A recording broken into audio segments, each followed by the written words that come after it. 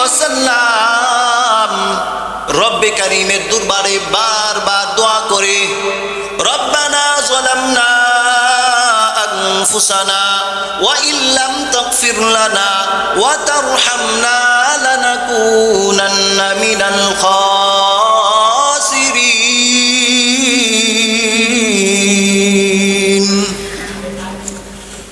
ওই আদম আলাইহিস সালাম বারবার রব্বে কারীমের দরবারে দোয়া করতে থাকলো, রব্বানা যালামনা আনফুসানা, ও রব্বে কারীম আমরা জুলুম করেছি, নফসের উপর জুলুম করেছি, ও রব আপনি যদি ক্ষমা করে দেন, আপনার তো দয়ার সাগর, আপনার তো রহমতের সাগর, আপনি যদি ক্ষমা করে দেন পৃথিবীর কেউ জানবে না, ফেরেশতারাও জানবে না, ও রব আপনি আমাদেরকে ক্ষমা করে দেন। শুকরিয়া জ্ঞাপন করব যে মহান রব্বে কারীম আমাদেরকে পবিত্র জুমার নামাজ আদায় করার জন্য মসজিদে আসার তৌফিক দান করেছেন। এই জন্য রব্বে কাবার দরবারে শুকরিয়া জ্ঞাপন করব আলহামদুলিল্লাহ। এবং সাথে সাথে বিশ্ব মানবতার দূত রাসূল আরবি মুহাম্মদ মুস্তাফা সাল্লাল্লাহু আলাইহি ওয়াসাল্লামের উপর একবার দরুদ পড়ব, সাল্লাল্লাহু আলাইহি ওয়াসাল্লাম। সম্মানিত হাজরিন, জিলকদ মাস চলতেছে, প্রায় কুরবানি চলে এসেছে। পবিত্র মাহে রমজান শেষ করে আল্লাহ পাক রব্বুল আলামিন মাঝখানে কিছু সময় অতিক্রম করার পর এরপর পরেই আল্লাহ পাক রব্বুল আলামিন ঈদুল আজহা অর্থাৎ মুমিনদের ঈদ উদযাপন করার জন্য একটা ঈদ দিয়ে থাকেন, সেটাকে বলা হয় ঈদুল আজহা। আমরা বলি কুরবানির ঈদ, দুইটাই সহিহ। তার মধ্যে কুরবানি অর্থাৎ কুরবানি কাকে বলে আমরা আজকে জানবো, কুরবানি কাকে বলে এবং কুরবানির ইতিহাস কি, কুরবানি কখন থেকে মানুষের উপর ওয়াজিব হয়েছে, আজকে ইনশাআল্লাহ আমরা সেই বিষয়ে আলোচনা শুনব। তো সর্বপ্রথম আমরা জানবো যে কুরবানি শব্দের শাব্দিক অর্থ কি।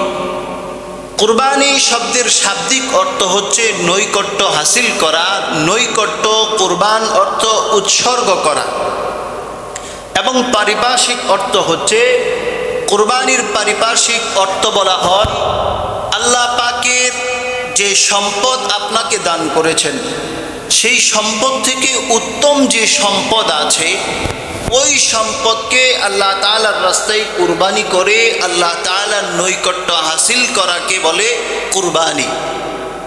তো এই কুরবানির ইতিহাস কোথা থেকে এসেছে? তা আমরা সাধারণভাবে আমরা যতটুকু জানি যে কুরবানি এসেছে ইব্রাহিম আলাইহিস সালাম থেকে। আমরা সবাই এই বিষয়টাই জানি যে কুরবানি শুরু হয়েছে অথবা কুরবানি আমাদের উপর প্রচলিত হয়েছে ইব্রাহিম আলাইহিস সালাম তার সন্তানকে কুরবানি করার উদ্দেশ্যে দিয়ে গিয়েছিল, আল্লাহ তাআলা পছন্দ করেছেন সেই বিষয়টাকে। এরপর থেকে প্রত্যেক মানুষের উপর কুরবানিকে ওয়াজিব করা হয়েছে, আমরা সবাই এই বিষয়টা জানি। কিন্তু তাফসীর বিশারদগণ বলেন এটা হয়েছে পরবর্তীতে, এবং ইতিহাস বলতেছে কুরবানি শুরু হয়েছে আদম আলাইহিস সালামের যুগ থেকে। আদম আলাইহিস সালাম থেকে আল্লাহ পাক এই কুরবানির নিয়ম জারি করেছেন। আদম আলাইহিস সালাম থেকে যত নবী এসেছেন প্রত্যেক নবীর উপর কুরবানি ওয়াজিব ছিল, প্রত্যেক নবীদের উপর কুরবানির বিধান ছিল। কিন্তু ইব্রাহিম আলাইহিস সালামের সময় কুরবানির বিধান পরিবর্তন হয়েছে, কিন্তু ইব্রাহিম আলাইহিস সালাম থেকে কুরবানির বিধান চালু হয় নাই, বরং আদম আলাইহিস সালাম থেকে কুরবানির বিধান চালু হয়েছে।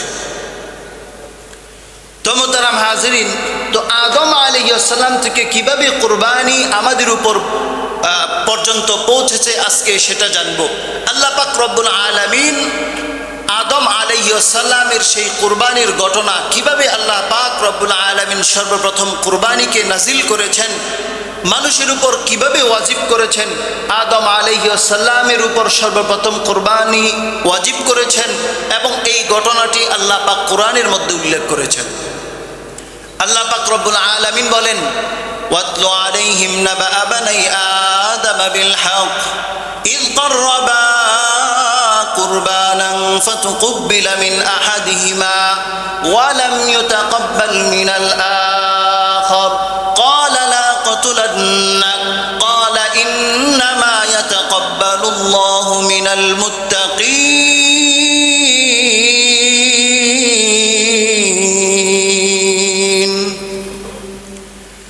আল্লাহ পাক রব্বুল আলামিন আদম এবং হাওয়া আলাইহিস সালামকে যখন জান্নাত থেকে বের করে দিয়েছিলেন, জান্নাত থেকে বের করে দেওয়ার পর পৃথিবীর জমিনে যখন তাদেরকে দুই দেশের মধ্যে তাদেরকে ফেলাইছেন, তখন তারা বারবার রব্বে কারীমের দরবারে দোয়া করত। এত সুন্দর নাজ নিয়ামত ছিল জান্নাতের মধ্যে, এই নিয়ামত তো পৃথিবীর কোথাও পাওয়া যাবে না, কোনো মানুষ সেটা কল্পনাও করতে পারে না, চোখে দেখবে দূরের কথা। ওই আদম আলাইহিস সালাম রব্বে কারীমের দরবারে বারবার দোয়া করে, রব্বানা যালামনা আনফুসানা ওয়া ইল্লাম তাগফির লানা ওয়া তারহামনা লানাকুনান্না মিনাল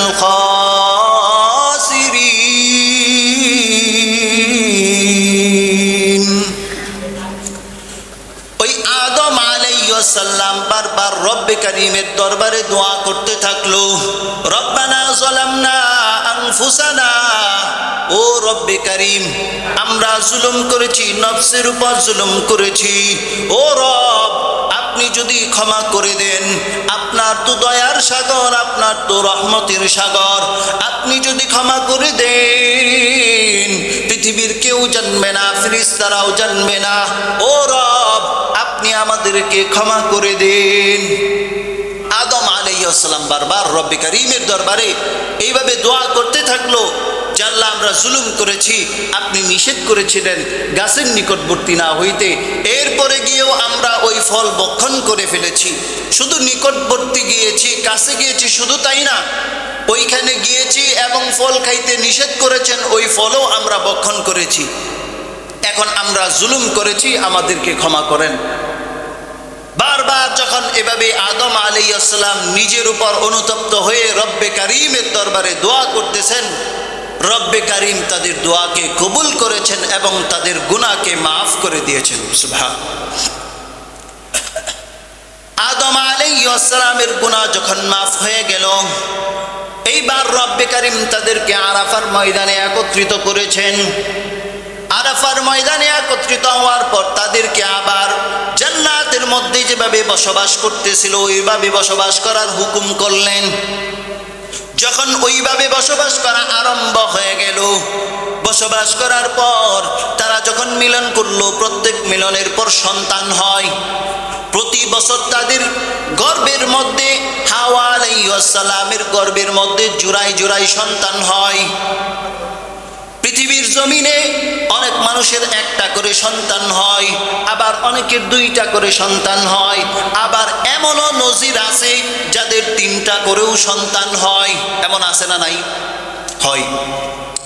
তো আদম আলাইহিস সালাম যখন তাদের সংসার শুরু হয়ে গেল, সংসার শুরু হওয়ার পর প্রত্যেক বছর আল্লাহ তাআলা দুইটা করে সন্তান দান করেন। দুইটার মধ্যে একটা হলো ছেলে, আরেকজন হলো মেয়ে। এইভাবে আল্লাহ তাআলা প্রথম বছর এইভাবে দুইটা করে সন্তান দান করেন, পরবর্তী বছর আবার দুইটা সন্তান দান করেন। এইভাবে প্রত্যেক বছরে আল্লাহ পাক দুইটা করে সন্তান দান করেন এবং দুইটা সন্তানের মধ্যে একটা সন্তান থাকে ছেলে আর একটা সন্তান থাকে মেয়ে। তৎকালীন সময়ে সর্বপ্রথম আদম আলাইহিস সালামকে আল্লাহ তাআলা বানাইছেন। এরপরে আর কোনো এরপরে মানুষ হয়েছে, আগে তো কোনো মানুষ ছিল না। আদম আলাইহিস সালাম এই পৃথিবীর সর্বপ্রথম মানব ছিলেন। এখন কথা হচ্ছে তাদের যে বিবাহ বন্ধনের একটা সিস্টেম হবে, এখন আমরা জানি মায়ের পেটের বোনের সাথে বিবাহ হারাম। আমরা বর্তমান সময়ে এই মাসালা আমরা জানি যে মায়ের পেটের বোনের সাথে বিবাহ করা হারাম, কিন্তু তখন অন্য কোনো মানুষ ছিল না, তখন তাদের বিবাহ কিভাবে হবে? তখন আল্লাহ তাআলা বিধান নাজিল করেছেন যে প্রথম গর্ভের যে ছেলে সন্তান, ছেলে এবং মেয়ে সন্তান হবে, যদি ছেলে সন্তান হয় তাহলে পরবর্তীতে যে আবার ছেলে আবার মেয়ে হবে, প্রথম ছেলে দ্বিতীয় মেয়ের সাথে বিবাহ বন্ধনে আবদ্ধ হবে, অর্থাৎ পরের বছর যে মেয়ে হবে সেই মেয়ের সাথে বিবাহ হবে, এবং পরের বছর যে ছেলে সন্তান হবে প্রথম বছরের যে মেয়ে সন্তান হবে তাদের সাথে বিবাহ বন্ধনে আবদ্ধ হবে। এটা ছিল তৎকালীন সময়ের বিধান। এখন আদম আলাইহিস সালাম নাই, তার বিধানও রহিত হয়ে গেছে। এরপরে আদমের পরে যত নবী এসেছেন প্রত্যেক নবীর ধর্ম এক এক রকম ছিল, তাদের ধর্ম রহিত হয়ে গেছে। এখন আমাদের নবী হচ্ছে রাহমাতুল লিল আলামিন। এখন আমাদের অনুসরণ করতে হবে রাসূলের ধর্মকে। আগে যারা গত হয়ে গেছে, পূর্ববর্তীতে যারা চলে গেছে, তাদের বিধান এখন যদি কেউ মানে সেটা গুনাহের কাতারে চলে যাবে। আর যদি আমাদের রাসূলকে অনুসরণ করা হয় তাহলে এই রাসূলের হাত ধরে জান্নাত পর্যন্ত যাওয়া যাবে। তো এই জন্য আমাদের ধর্মকে অনুসরণ করতে হবে, আমাদের রাসূলের ধর্ম। তাদের ধর্ম ছিল, আদম আলাইহিস সালামের ধর্ম একরকম ছিল, ঈসা আলাইহিস সালামের ধর্ম একরকম ছিল, মুসা আলাইহিস সালামের ধর্ম একরকম ছিল, বিভিন্ন নবীদের ধর্ম বিভিন্ন রকম ছিল, বিভিন্ন সময় বিভিন্ন কিতাব আল্লাহ তাআলা নাজিল করেছেন। তো মুহতারাম হাজিরিন, আমার বোঝানোর উদ্দেশ্য হচ্ছে আদম আলাইহিস সালামের দুই সন্তানকে এইভাবে বিবাহ বন্ধনে আবদ্ধ হওয়ার জন্য আল্লাহ পাক বলেছিলেন। তো আদম আলাইহিস সালামের প্রথম ঘরের যে সন্তান হয়েছিল, প্রথম যে ছেলে হয়েছিল সেই ছেলের নাম ছিল কাবিল, এবং প্রথম ঘরের যে মেয়ে হয়েছিল সেই মেয়ের নাম ছিল আকলিমা। এখন কাবিলের যে সহোদর বোন একসাথে যারা হয়েছে তাদের ছেলের নাম হচ্ছে কাবিল, মেয়ের নাম হচ্ছে আকলিমা। এখন পরের ঘরের যে সন্তান দান করেছেন আল্লাহ পাক, সেই ছেলে সন্তানের নাম ছিল হাবিল। তো আকলিমা বড় সুন্দরী ছিল। আকলিমা বড় সুন্দরী হওয়ার কারণে কাবিলের সাথে হয়েছে আকলিমা, বড় সন্তানের সাথে আকলিমা হয়েছে। আকলিমা হওয়ার কারণে সে বলতেছে সে আকলিমাকেই বিবাহ করবে। তৎকালীন সময়ে সহোদর বোন অর্থাৎ যমজ যে সন্তান হয়েছে তাদের সাথে বিবাহ বন্ধনে আবদ্ধ হওয়া নিষেধ ছিল, কিন্তু কাবিল বলতেছে আমি ওই মেয়েকেই বিবাহ করব। তো আদম আলাইহিস সালাম তিনি নবী ছিলেন, তিনি সন্তানকে নসিহত করলেন যে বাবা এরকম করা যাবে না, এটা আল্লাহ তাআলার বিধান। তুমি যদি বড় মেয়েকে বিবাহ করো, তোমার বোনকে যদি তুমি বিবাহ করো তাহলে সেটা হারাম হবে, আল্লাহ পাক সেটাকে হারাম করেছেন, তোমার বিবাহ চলবে না। অনেক বয়ান শুনাইলেন, অনেক নসিহত শুনাইলেন, কিন্তু নসিহতে আর কাজ হচ্ছে না। যখন কাজ হচ্ছে না তখন আদম আলাইহিস সালাম বলবেন ঠিক আছে, তুমি যেহেতু তাকেই বিবাহ করবা তাহলে তোমরা দুইজন একটা কুরবানির ব্যবস্থা করো, যেই কুরবানির মাধ্যমে যার কুরবানি কবুল হবে আমি আকলিমার সাথে তার বিবাহ দেব। তো এখন কাবিল ছিল সবজি চাষ করত। তো কাবিল একটা বড় খাঁচার মধ্যে বিভিন্ন শাকসবজি এনে জমা করে রেখেছে, এবং হাবিল সে বিভিন্ন ধরনের উট, ছাগল, বকরি এই ধরনের চাষ করত। তো হাবিল সমস্ত পশু পাখির মধ্যে যেটা সব থেকে সুন্দর এবং উত্তম বস্তু অর্থাৎ দুম্বা, তিনি একটা ভালো দেহের একটা দুম্বা সংগ্রহ করে দুইটাকে পাহাড়ের উপত্যকায় রেখে এসেছেন। দুইটাকে পাহাড়ের উপত্যকায় রেখে আসার পর যখন আল্লাহ পাক রব্বুল আলামিন অগ্নিকাণ্ড পাঠাইলেন, আর তৎকালীন সময়ে অগ্নিকাণ্ড যেই বস্তুর উপর, যেই কুরবানির উপর এসে পড়বে সেই কুরবানি কবুল হবে, আর যেটা আগের মতোই থাকবে ওই কুরবানি কবুল হবে না। এখন আপনাদের প্রশ্ন হতে পারে তাহলে এখন যে আমরা কুরবানি করি সেটার নিয়ম ভিন্ন কেন? এটা ইনশাল্লাহ সামনে আলোচনা হবে। তো মুহতারাম হাজিরিন, তো যখন আল্লাহ পাকের হুকুম অনুযায়ী তারা দুইজন উপত্যকায় রেখে এসেছেন, দুইজনেরই বস্তু, তো দুইজনের বস্তু যখন রেখে এসেছেন আল্লাহ পাক রব্বুল আলামিন আকাশ থেকে অগ্নিশিখা পাঠিয়ে হাবিলের কুরবানিকে কবুল করলো। অর্থাৎ যে বিধান ছিল হাবিল বিয়ে করবে আকলিমাকে কাবিল বিয়ে করবে, তার পরের ঘরের সন্তানকে, তো আল্লাহ পাক সেটাই করেছেন। কিন্তু হাবিলের কুরবানিকে আল্লাহ পাক কবুল করেছেন। এই কুরবানি কবুল দেখার পর কাবিলের আবার মনের ভিতরে হিংসা জেগে উঠল। সে চেষ্টা করতেছে আমি আকলিমাকে বিবাহ করব, সেটা পারে নাই।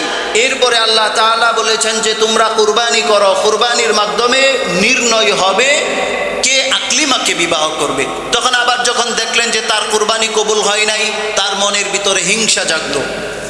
হিংসা জাগার পর সে বলতেছে আমি তোমাকে হত্যা করব। সেই ঘটনায় আল্লাহ তাআলা কুরআনুল কারীমের মধ্যে বলেছেন, ওয়াতলু আলাইহিম নাবা বানি আদম বিল হক ইয ক্বাররাবা কুরবানান ফাতুকব্বিলা মিন আহাদিহিমা ওয়া লাম ইউতাকাব্বাল মিনাল আখার।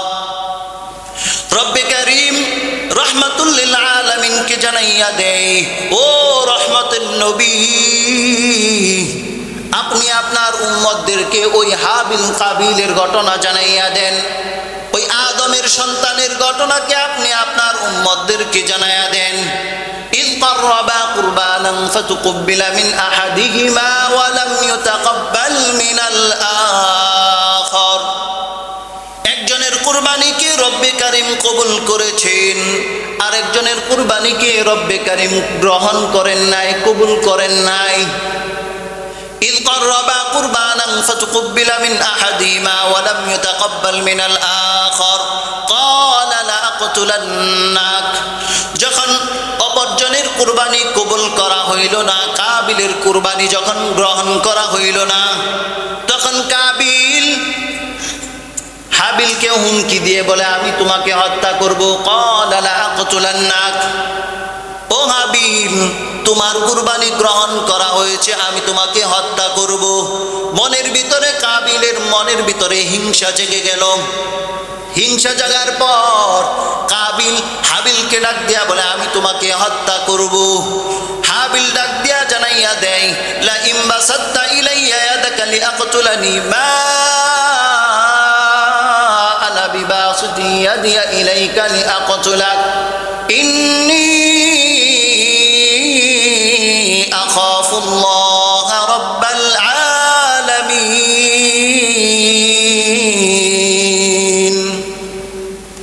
হাবিল বলতেছে তুমি যদি আমাকে হত্যা করার জন্য অগ্রসর হও, তুমি যদি আমাকে হত্যা করো, তুমি আমার বড় ভাই, তুমি যদি আমাকে হত্যা করো, হত্যা করতে পারো, তুমি যদি আমাকে মারার জন্য হাতকে প্রসারিত করো তাহলে করতে পারো, তবে আমি তোমাকে হত্যা করব না। কেন করব না? ইন্নী আখাফুল্লাহ রাব্বাল আলামিন, আমি আল্লাহ পাক রব্বুল আলামিনকে ভয় করি। আমার ভিতরে আল্লাহ পাকের ভয় ছিল, কিন্তু যেটা কাবিলের ভিতর ছিল না।